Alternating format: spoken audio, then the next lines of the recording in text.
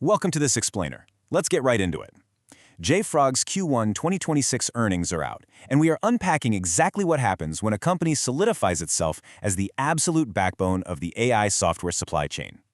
If you're an institutional stakeholder, an equity analyst, or managing a portfolio, this briefing is for you.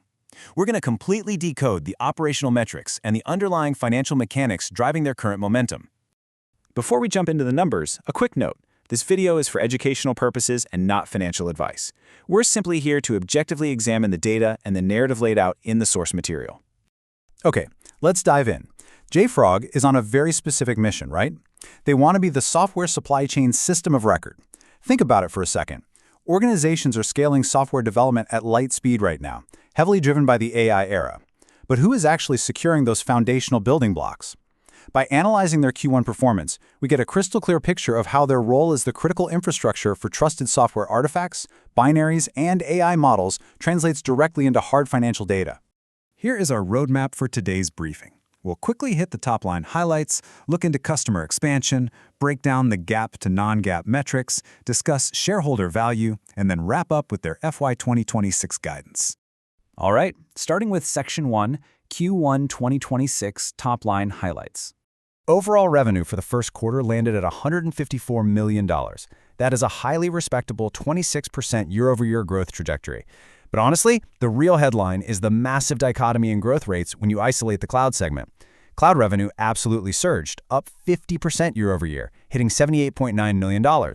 It's completely outpacing the broader business. In fact, cloud now makes up 51% of their total revenue, which is a big jump from 43% just a year ago. CEO Shlomi Ben Haim noted that this cloud acceleration is being directly fueled by surging demand. Development orgs are actively leveraging AI-powered coding agents, and they're shipping software at a scale we've literally never seen before. Let's move straight into Section 2, Customer Expansion and Enterprise Plus. Top-line growth is obviously a great starting point, but as analysts, we need to know, are customers actually deepening their relationship with the platform over time?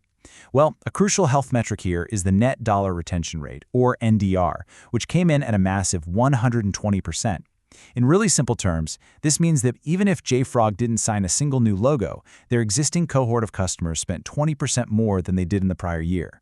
That is a phenomenal indicator of strong upsell and platform expansion within their established base.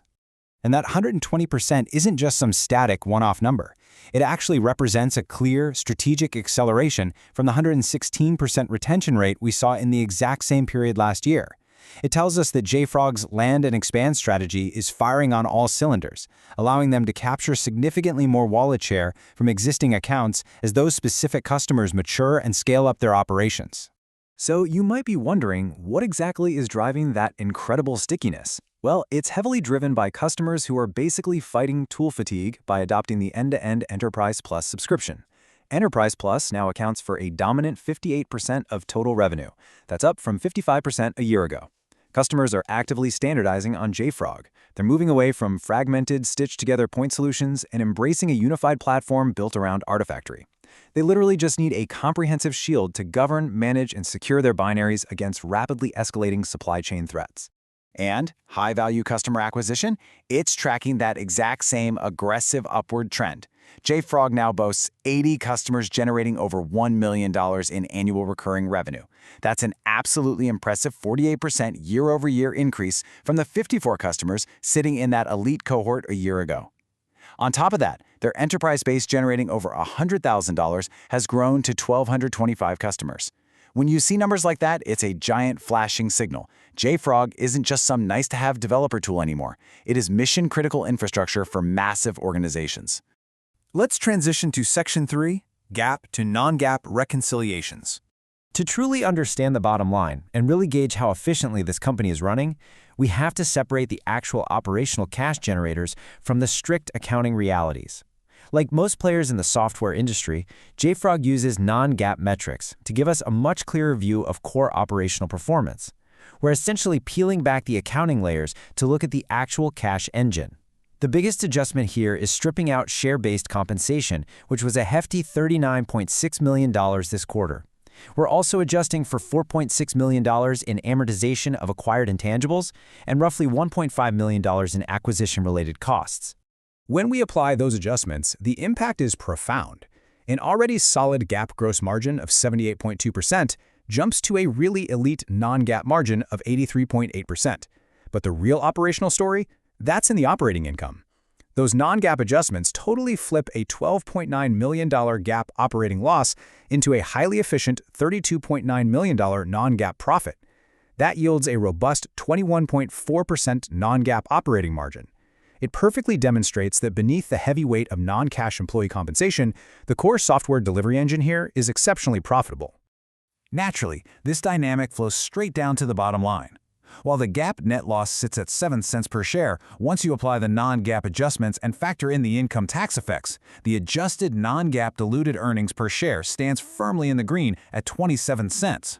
For an institutional investor trying to map out true cash-generative power, this adjusted operational profitability is exactly the metric that matters most. Moving right along to Section 4, repurchases and shareholder value. With a really firm grasp on those adjusted operating profits, let's look at how management is actually translating that into capital allocation. During the quarter, JFrog's board of directors authorized a brand new share repurchase program of up to $300 million. For a growth-stage software company, that is a massive statement of confidence. So why are they able to execute this, and why do it right now? Well, it's entirely supported by a pristine liquidity profile. JFrog generated $37.3 million in pure free cash flow in Q1 alone, and they're sitting on a fortress of a balance sheet with $741.2 million in cash and investments. The $300 million repurchase program gives them a direct strategic mechanism to offset the stock dilution we just talked about in the GAAP reconciliations. When a company is issuing nearly $40 million a quarter in share-based comp, actively buying back stock on the open market is crucial. It prevents existing shareholders' equity from getting watered down. It's an incredibly shareholder-friendly maturation of their overall financial strategy. Finally, let's look at Section 5, Fiscal Year 2026 Guidance. Let's digest the financial parameters management has set for the rest of the year. The markets are always forward-looking, right? And the fiscal year 2026 guidance models some really robust continued growth. Management is targeting full-year revenue in the range of $628 million to $632 million.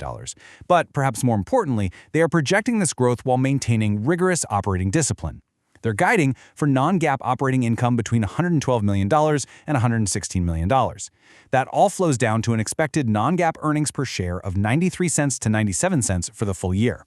Ultimately, this guidance shows a high degree of internal confidence. They clearly trust their sales pipeline, and they believe in their ongoing ability to keep costs constrained even as they scale across the enterprise. As we wrap up this analyst briefing, I want to leave you with one critical thought. As organizations globally rely more and more on AI-powered coding agents, the volume of code being produced is becoming absolutely astronomical. Managing that sheer scale and securing those modern software supply chains requires robust, standardized platforms. So the central question for us to watch is this: will this Enterprise Plus momentum and their massive cloud growth accelerate even further into late 2026 as these architectural shifts become strictly mandatory for survival? That right there is the core thesis for anyone tracking JFrog's liquid software vision. Thank you so much for joining me for this breakdown of JFrog's Q1 results. Please like and subscribe for more videos.